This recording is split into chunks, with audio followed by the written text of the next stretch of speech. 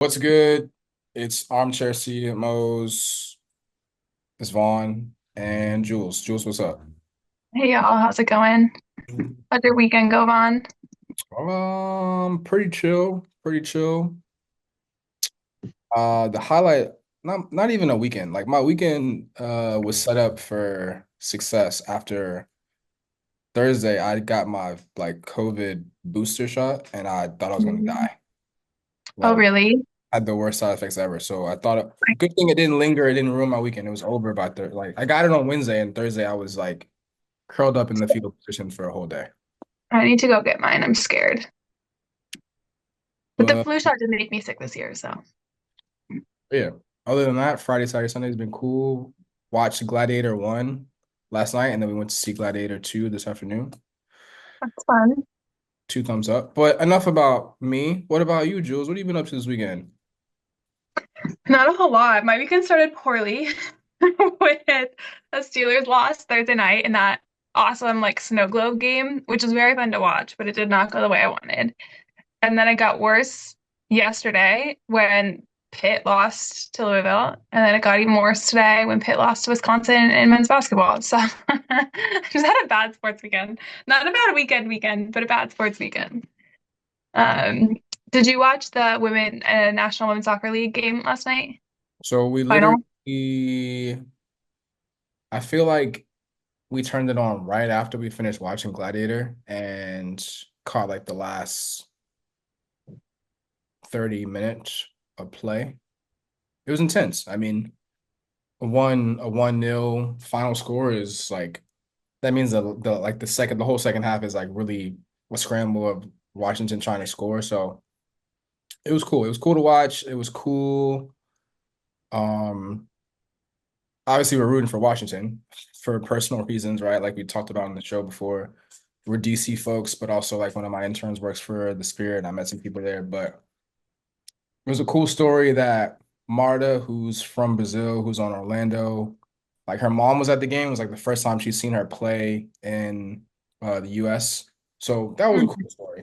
But I unfortunately was not rooting for Marta, but they did win. So congrats to them. But overall, I thought it was a tough draw in terms of competing for eyeballs last night. Like, I know you want to talk about the social media part of it, but I'll talk about just like the unfortunate, just we always talk about on the show the cluttered market of all the stuff that's happening. There's so many things happening. So everyone's got tons of things that they could pay attention to, but like having that championship game on a Saturday night in the peak, like really tough primetime college football competition spot is rough.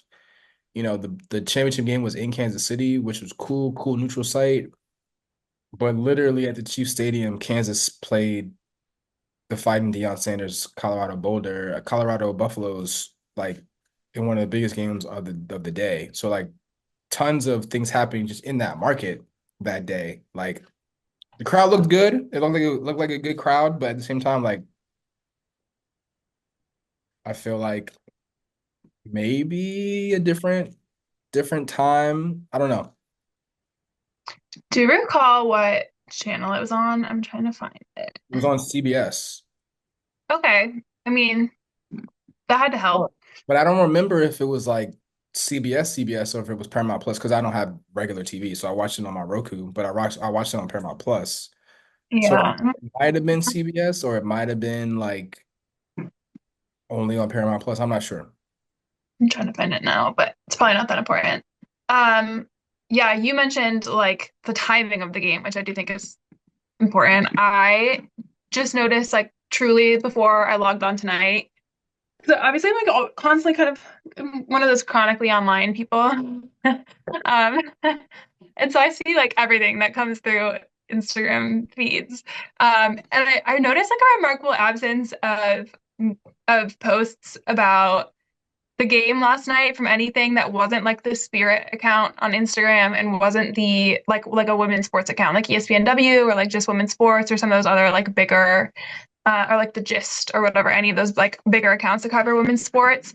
And I went back and I just checked to make sure that this wasn't like just me seeing things or not seeing things. I checked Bleacher Report, Sports Illustrated, and ESPN, and across all three of those, only ESPN posted once, which seems kind of mind blowing to me that for what is like a pretty big sport, like women's soccer has been pretty big for a while since the like US World Cup teams have been good and like the Olympic teams have been good for a long time. For like a National League championship game to get one post across three of the biggest like sports posts or sports accounts on Instagram felt kind of crazy to me.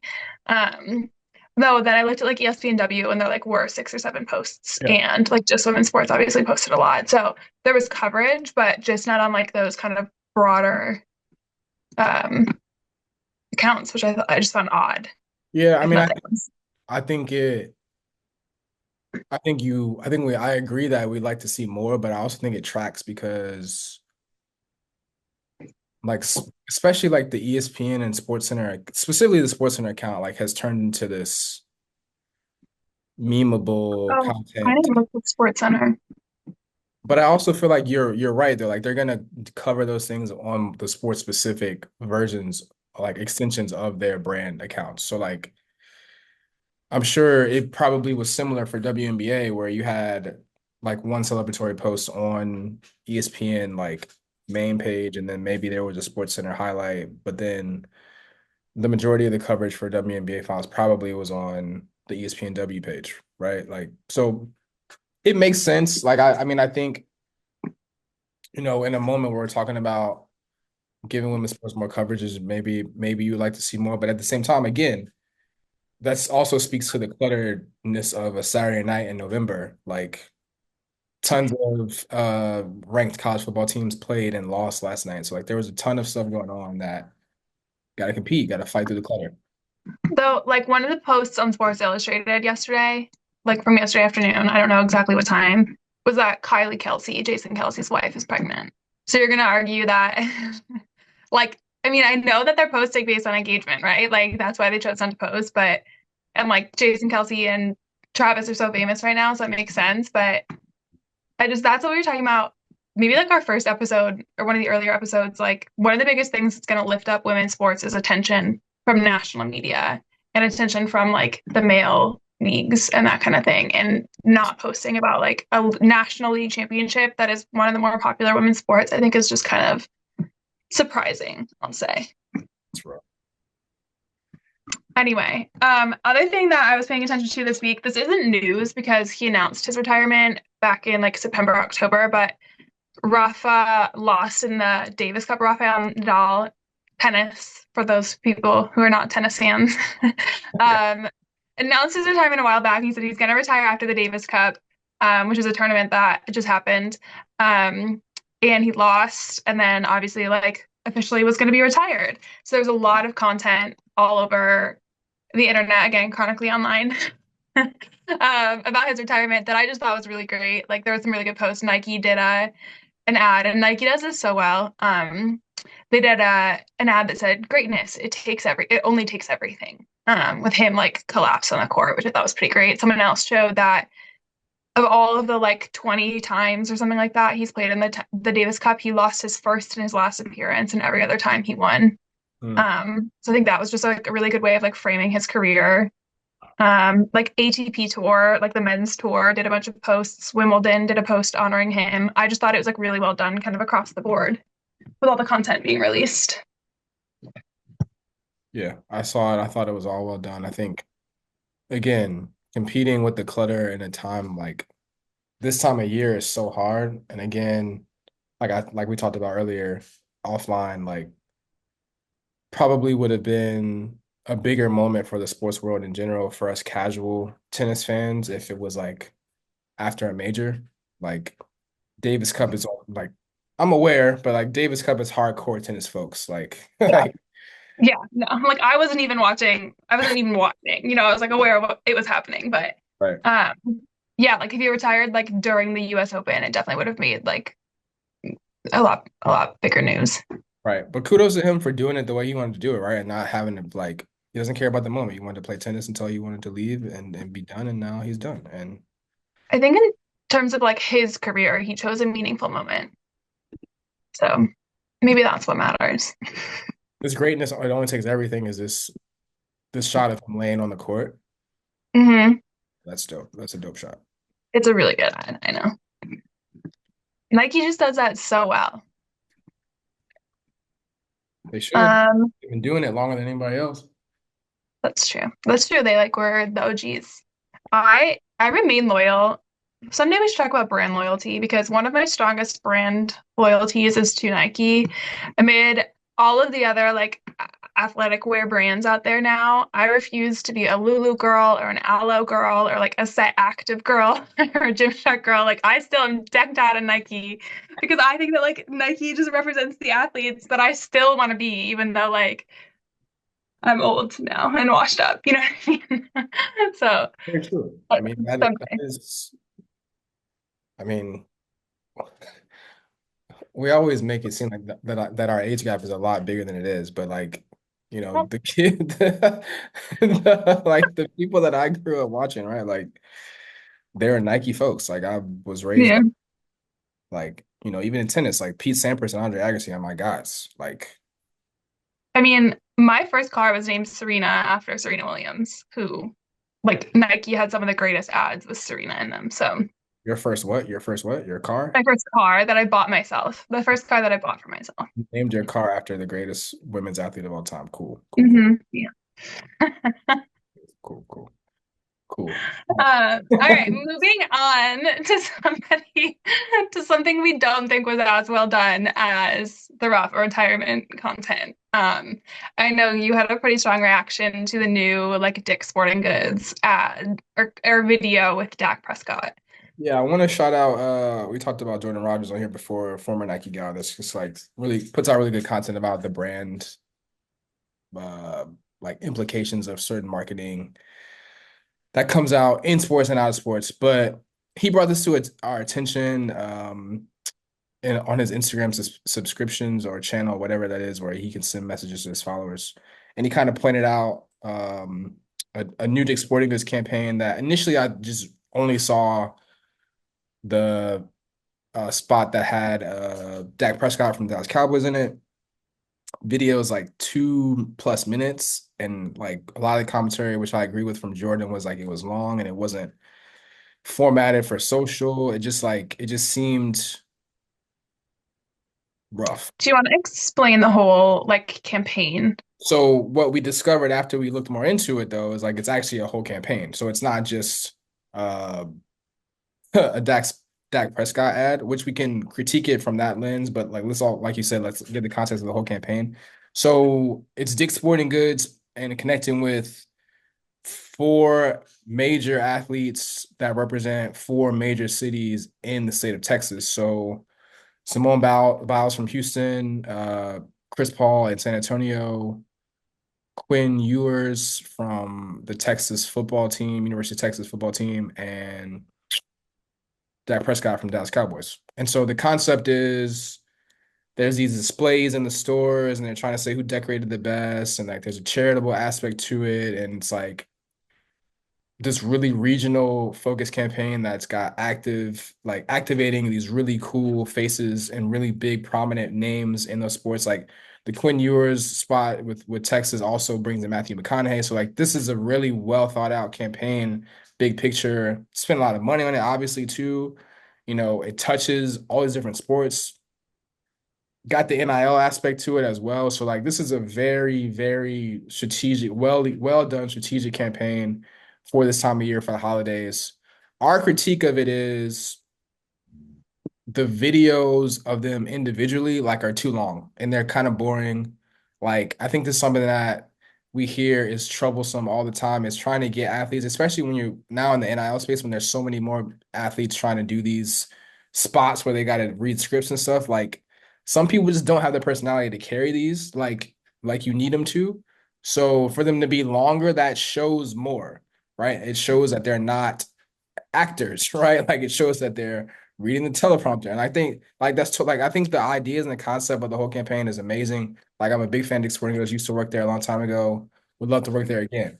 But I think the point of this conversation is I think that specific aspect of the campaign could be better in terms of, like Jordan said, and we agree, shortening the videos, making them, or even making them like chopped up into shorter videos that were formatted for social, like that. Maybe they're gonna do that, but so far all we've seen is just the long version that they have. They have one for each of the people, for each of the athletes in each of the cities.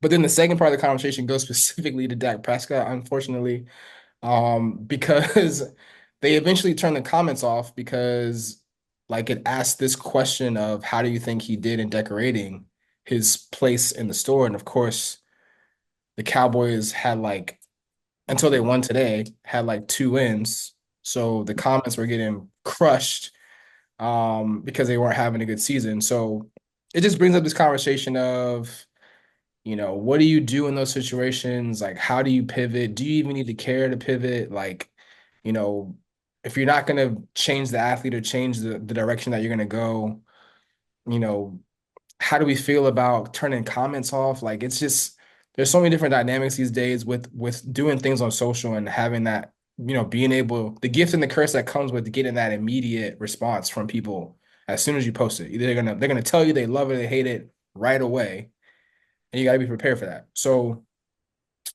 one thing, and then I'll shut up. I just wanted to say that that's something that I kept in mind, like when we do marketing plans in athletics. So is like, and obviously we're in a different space because it's like much more. Our business is much more driven by the wins and losses than Dick's Sporting Goods business is. So like, it's probably way too much trouble for them to say like, well, Dak Prescott's having a terrible season. We can't replace him. Like, we just gotta still do it.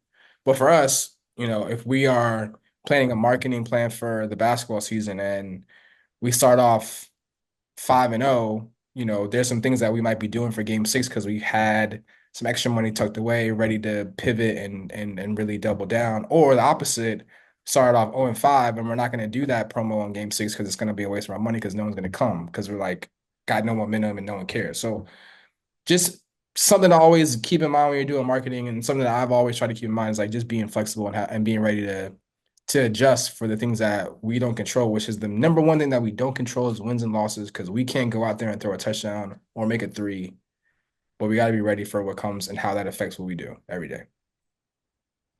Two things I want to add because this is kind of like how I answered you immediately was one, like we don't know the audience, the intended audience for this campaign. Clearly it's Texas, but we're not in Texas, so we don't know if they had like traditional media spots for this. Like there could have been ads running in Texas, like commercials running in Texas that we didn't see, Right. and they might have gone better. They might have gone over better on like as a commercial than on Instagram. Like you were saying, like the format was maybe not the best for Instagram, but maybe they were not developed for Instagram. And then part two is like, I think my immediate response is like, this is probably for like moms looking to buy Christmas presents for their kids. Right. The audience is either kids or like soccer moms, um, which is like a vastly different audience than either you or I, especially because we're not in Texas either. So like we don't like it may not have hit exactly the right chords with us, but it could have hit better with their intended audience. So wait, who's to say? Yeah. Um, And again, we're critiquing the content, but the campaign of it is very good. Like, and it's really, again, it's important to note that the major feature of it is like it's kind of pitting the four of them against each other to try to raise money for like youth sports. So it's a great campaign. Just the content of those videos we felt like could have been better, and obviously the issues with Dak didn't help. I also, yeah. I want to broaden this too. Like Dick's clearly is investing a lot in their like brick and mortar. You know, I know for a fact that they're like building lots of stores and investing in building really unique experiences in their stores. Shout out to my friend who works at Dick's and keeps me updated on the intel. You know who you are. But I know, like for example, this is whole campaign is really targeted towards bringing people in store, which is kind of unique in 2024. I feel like a lot of companies aren't doing that. But I literally this weekend drove past the mall here in Rochester, New York, and brought up a store. And my brother mentioned that they did an event with Josh Allen at that store 2 years ago.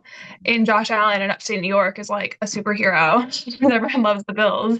Right. So they're clearly using this like local athlete strategy to bring traffic into the like their actual brick and mortar locations. But I think more broadly is definitely like a very interesting and probably pretty strong strategy for them. I mean, I think that's a good point of it too, because like yeah, we're talking a little bit about the social aspect and how those ads play on social, but then there is the social aspect of they're trying to bring people into the store to take pictures with these things that Chris Paul and Simone Biles and Quinn Ewers and Dak Prescott supposedly like built, right? Like so those are like they have part of the that's another part of the campaign is these Instagrammable moments that help the campaign live even further, which with some user generated content there, like it's great. It's a great campaign. Like they checked off a lot of boxes. It's unfortunate the Cowboys are not having a good season. Like that's Yeah. just There's like nothing you can do about that. Yeah. yeah. All right. I want to pivot to something near and dear to my heart. I do have a certificate in sustainable business. So clearly this is up my alley. Have you heard of greenwashing, Vaughn, prior to me mentioning it to you this weekend? Have you heard of that term? Never heard of it before. Okay, so greenwashing, for those who may not know, um, is it's a practice of companies using like certain messaging or packaging that suggests that they're like very green or eco-friendly or environmental friendly when they're not actually. Like it either is misleading or overstates their like how environmentally friendly something actually is, or it gives like some false impression about how good something is for the environment or how much they're doing for the environment. Um, Shout out to Professor Vishal Agrawal at Georgetown McDonough School of Business who taught me about this because now I see it everywhere. Um, it is it's truly everywhere. Like there, just as an example, H&M will put a little tag with like a green leaf on a product that they're claiming is like eco-friendly, but then if you look at what the product is made of, like the shirt or something, for example, is made of, it'll be like 75% polyester, and polyester is like an oil product. So that's clearly not very environmentally friendly. Or like there's a lot of controversy around like not carbon capture, but like carbon credits, like the trading emissions credits or whatever, which if you're not in this world, you might not know what I'm talking about. But people will be like, oh, we're going to be net zero emissions, but they're still emitting a ton. They're just buying a ton of carbon credits to be able to emit a bunch. Um, so that's like a little bit in the weeds, all of the greenwashing controversy. To bring it back to sports, I just wanted to go into that because I do think it's important. But to bring it back to sports, New York City Football Club, NYCFC, announced that we've talked about the new stadium they're building in previous episodes. They announced the naming rights sponsor for the new stadium, and it's going to be Etihad Airlines. Um, and immediately I saw criticism, like within the first like post or two on it about it on like LinkedIn and Instagram. I saw criticism about what is called sports washing, and I had never heard of sports washing. And then I did a deep dive in it, and it's very related to greenwashing, but it's basically where companies use like sports sponsorships as a way to like divert attention and develop brand affinity for their brand. Um, Without like or like divert attention from all the emissions that they're putting out into the world or all the harm that they're doing to the environment, um, or like develop brand affinity in a way that doesn't actually call a ton of attention to like the specifics of their brand. Like I know of Etihad because they're a sponsor of Capital One Arena in DC, and I didn't know anything else about them. But if you look into them like at all, you'll find that they're constantly criticized for like greenwashing, for example, but also airlines in general are just like huge greenhouse gas emitters. Um, and so as I dove into sports washing, I learned that this is massive and it makes a ton of sense. I've just never really like noticed it or put the two together. um, I'm looking at a BBC article from September of this year that says fossil fuel companies have invested more than $4 billion. No, it's 4 billion euros, so it's more than $4 billion. 4 billion euros in sports sponsorships, um, over I don't know what timeline, but that's still a lot of money. Formula One, there's an Aramco, which is like an oil and gas company, Saudi Aramco, the national oil company of Saudi Arabia, is a huge F1 sponsor, and obviously that's like a pretty good fit given F1 is using gas. um, but there's been a lot of criticism of that because it's fully like an oil and gas company, and they're kind of trying to do this greenwashing of diverting attention from all the harm they're doing. And then I saw another article. This is a Guardian article that mentions how sports leagues and teams actually have a really strong incentive to be more environmentally friendly and maybe a little bit more cognizant of like who they're allowing to sponsor them. Um, because the facilities that they use rely like a lot of them are outdoors, and especially when you're talking about like non-professional facilities, but like games and leagues and things are delayed, like tournaments are delayed because of bad weather. There's issues with like the World Cup being played in certain area like Qatar because it's too hot. League like fields get flooded, so games get delayed. Uh, what are they called? Wildfires cause air pollution, which can cause delays or like harm the athletes if they're trying to play despite air pollution. Like all of these things are tied to the environment and gives like these sports teams and leagues and arenas and whatever like reason to want to be doing more for the environment. So I would be really interested to see. I don't know if you are aware of this like whole there's campaigns for divestment from fossil fuels happening on a bunch of different like college campuses. This has been going on for a really long time.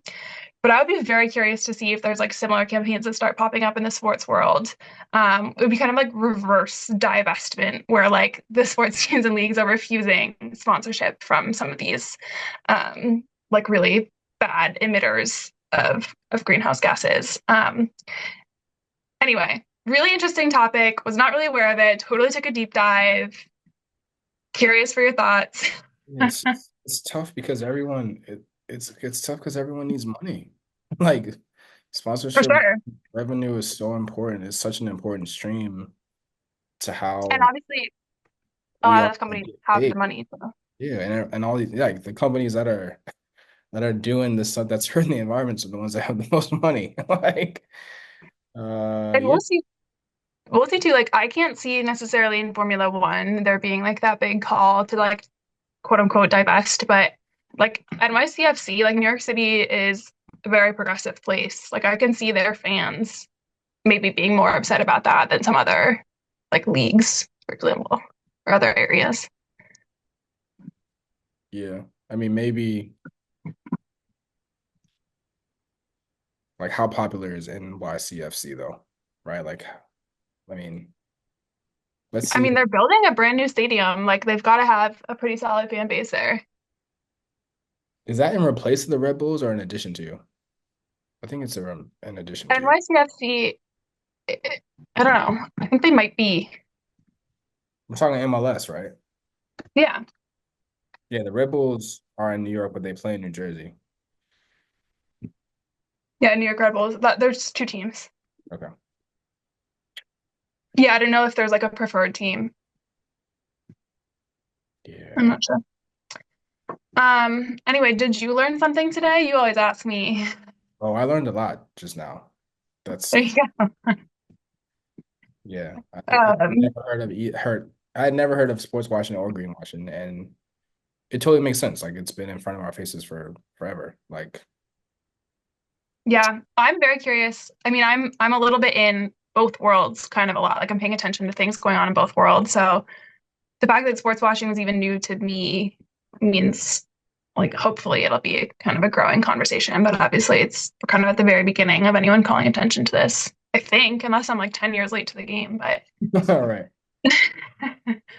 all right. Thanks for letting me go on that little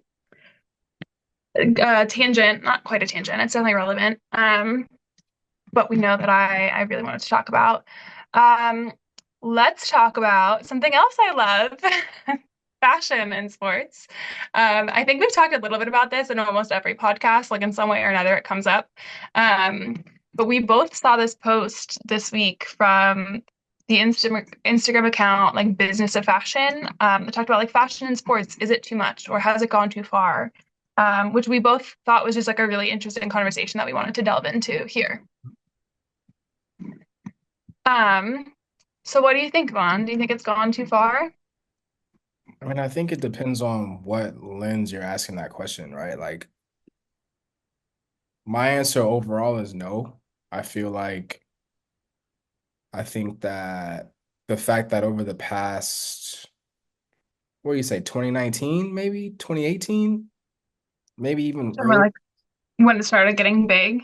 like the concept of having that be a moment, Like, the oh, so you're talking specifically about pregame fits. yeah, like a rival Yeah. fit, like yeah, like I think that becoming a big piece of this whole intersection of sports and fashion and kind of like launching it into a new era of that, I think has been cool. Now, do I think like I'm not a fashion guy, so like some of these outfits I think that people are wearing are ridiculous for sure, and I would never wear them. But like, for me, it like it resonates when Pharrell gets to be creative director at Louis Vuitton and then has a fashion show and LeBron's there. And the next time you see LeBron, he's wearing this really cool, expensive Louis Vuitton motorcycle jacket from the show. Like, cool. That looks like that makes sense. Now, how many Louis Vuitton jackets did LeBron help sell? I don't know. But is that really the target? I don't know. My big thing is I think from a marketing standpoint, it makes a lot of sense. I think so too. I mean, from a branding, your question was just how many jackets did LeBron help sell? And the answer to that is virtually unquantifiable. Um, but what's more important is I think that there's like brand alignment between LeBron and Louis. And I think that that is the part that like there's still a lot of value there. And I think Which the that other was part that is important is like this fashion thing had really up until we just described 2017, 2018 was really just about shoes and athletic apparel. But this growing partnership that has begun to like started then with these pregame fits and gone beyond that, like I think that's a more impactful like collaboration. Like because people don't just wear clothes like from Nike when they're playing basketball. But now, like, there's more of a fashion part of it too. And like, okay, cool. Well, now, like the athletes don't just wear Nike all the time. Sometimes they wear Louis Vuitton, right? Like, right. I think that that's, I think that is a no-brainer. And I think it totally makes sense. But what do you think? Are there fashion people who think that this is overdone? It's Ooh, that's a great question. I wanted to bring it back to two other things we talked about quickly. And one is the sustainability thing we just talked about. So part of the reason why the Business of Fashion covered this is that Kyle Kuzma apparently told Vogue that he was quote unquote retiring from doing pregame fits. And he's been like kind of one of the more iconic characters doing these. Like he's worn some pretty like widely known memeified outfits pregame, and his reasoning for that was largely like kind of overconsumption and like it just makes you feel like you have to have a new outfit every game, which ties back to the sustainability thing that I was just talking about with like what this overconsumption craze and needing to have a new outfit for everything is definitely contributing to like a terrible environment. Like the fashion industry is very bad for the environment. And I know there's like a lot of conversation, a lot being done about it. So that's like one thing that kind of ties back to, which I do think is really, I mean, it's relevant, it matters. And I'm glad that he kind of spoke out about it because I think that that's an important topic. Um, the other piece was in one of our earlier episodes, we talked about how athletes are more and more kind of also becoming influencers. Like they have their own followings, they're releasing their own content. They all have like podcasts. And so I think from that standpoint, the fashion's also becoming more important. And like what they're wearing off the court is becoming more important because we're seeing more of them off the court. Um, from I don't know, I'm not like a fashion girl, I've never worked in fashion, but I do like a casual observer. Um,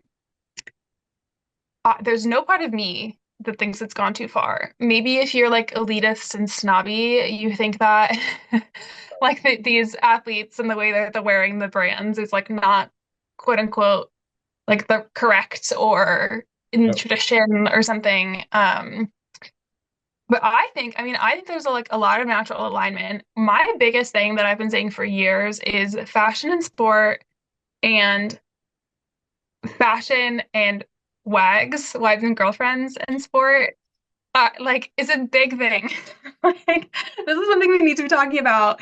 And I like, okay, I'm gonna mention this from this angle specifically. Morgan Riddle is, hold on. Morgan Riddle is Taylor Fritz. He's a American tennis player, girlfriend. And she had like a following, I think, on social media when they started dating. But when she started dating him and like obviously posting from tournaments and the tour, a lot of attention got put on like her outfits and like what she wore to these tennis tournaments. And so Wimbledon this summer actually like hired her on to do a Wimbledon Threads um like little series of content on the Wimbledon Instagram account. And she would interview people and show like the outfits. Like this is what people are wearing at Wimbledon. Obviously Wimbledon has already kind of been known for its fashion, so like that made a lot of sense. But the fit of her being a wag, first of all, I think is important. I think that like the wags in general bring a lot of attention to fashion and sport. I don't know if you remember, like I think it was last year's Super Bowl, or maybe it was 2 years ago. Chris, or let me see if I can find it. I want to say Kristen, but that that player's wife, yeah, Kristen Juszczyk. Oh, um, he like she's he made her. the jackets or vests or something like that. Yes. Yeah. So it's Kristen Juszczyk. She is married to a player on the 49ers. So I think it was for like last year's Super Bowl. Um, that she made a jacket that one kind of, oh no, it was like Taylor Swift. She made Taylor Swift a jacket, something like this. It all ties together. That went viral. And she's been creating like her own stuff to wear to games for years. But it like really went viral. People, like tons of people were asking about it and talking about it. And she now like sells some of her stuff and she's like constantly posting new things that she makes for the games.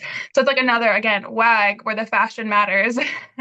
um, and there's like, I can think of a million more examples of this. But my point in saying all of that, which I know this was a long walk to go short distance, is I think that the fashion is also engaging a different audience. And I think from that standpoint, it's nowhere near even enough. Um, because obviously like dudes have been watching sports and caring about sports for a really long time.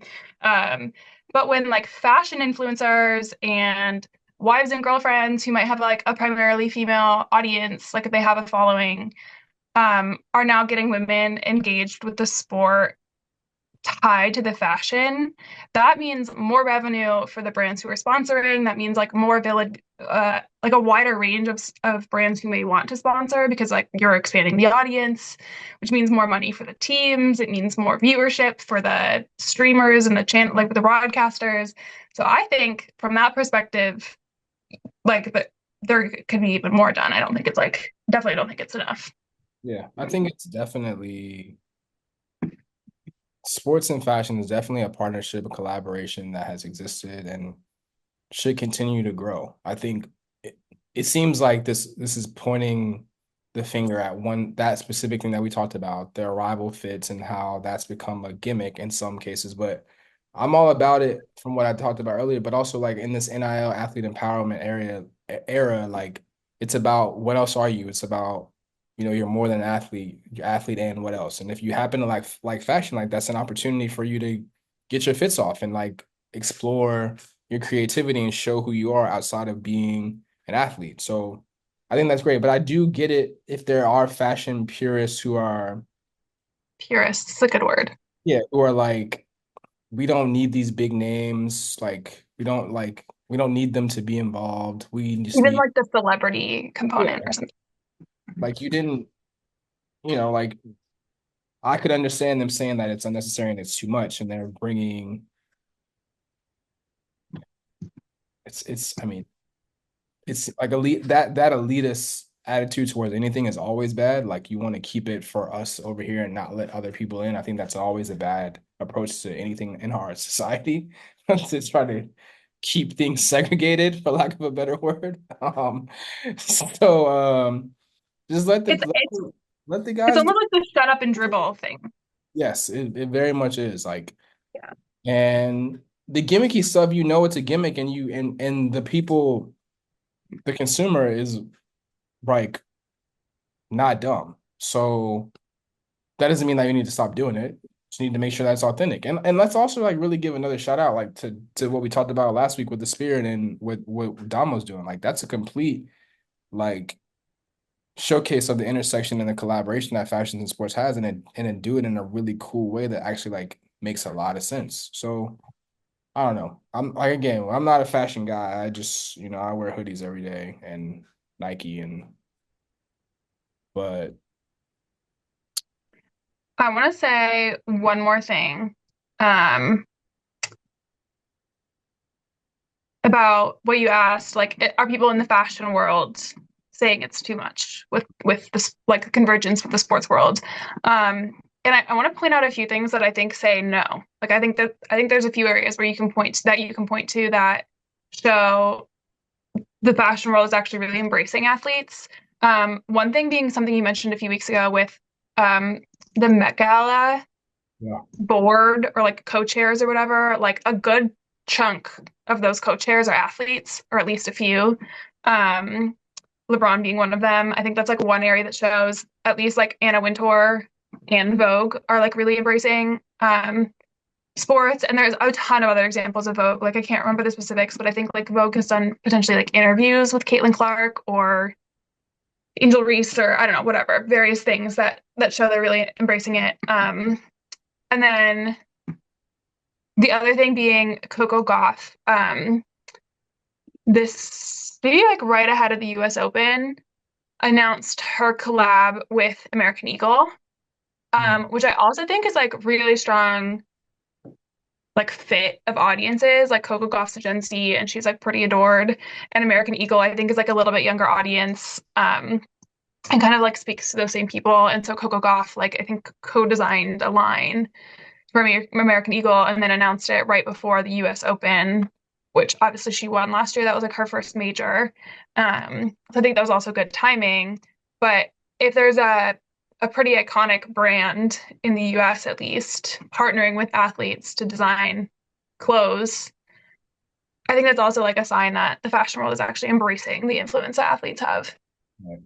And so it's like if from the fashion people's perspective, like they should it seems like the vibes, the negative energy should go to the athletes who are trying to use it as a gimmick and aren't taking it seriously. Like perfect example, there's a guy named Dex Robinson who's from where I'm from, who went to Virginia Union. That's like a stylist to a bunch of athletes. He styles Tyrod Taylor, and I think he does Michael Bridges. I think he even does Jalen Hurts. But like none of that stuff none of the fits that he put together for him are like the gimmicky stuff that we're kind of like used to knowing from Kyle Kuzma, right? Like they're very custom, very clean, simple, like sophisticated looks, like not a big deal. Like look at me, droopy sweater that stuff. Like so I think it all comes down to like the key thing to this whole discussion is, and it goes with anything. If it's authentic, then let's keep it. And if it's fake and it's gimmicky and it looks like it's not real and it's just a money grab, then let's get rid of it. But like, let's not put everything in one bucket and then say, okay, cool, we gotta get rid of all of it. Like, no, let's get rid of the stuff that doesn't work. Let's keep the stuff that does. Yeah, yeah, I think that's a great point. And I think like that's I mean that's a good point. And like with the pregame fits, like that might get old. I mean, that's been a big social media like you could just call it a trend. Like the Yeah. pregame walk-in videos for a long time. And we've seen other trends come and go along those lines. So that might go. But I think the broader fashion and sports is probably here to stay. Um, is that all we have this week? Do you have anything else to say there? I could list a few more examples. I found a couple more examples of like Vogue, especially embracing athletes, but we don't need to go down that rabbit hole if we don't want. Yeah, I think we made our point. We're all Yeah. about the fashion guys and girlies get their fits off. Leave them alone. Agreed. Agreed. Leave them alone, and then everybody else can just make more money as a result of like all of the synergy. I hate that word, but I think it's the right word here. All right. Pop quiz. What is greenwashing? Saying that you're helping the environment, but you're not. All right. So we learned something today. Good talk. There was a lot to talk about this week. It's a busy time of the year. It's a busy time of the year. I think we'll see even more too with holidays coming up. The So, big retail. are there halftime performances next week? Thanksgiving. Yeah. Oh, let me find out.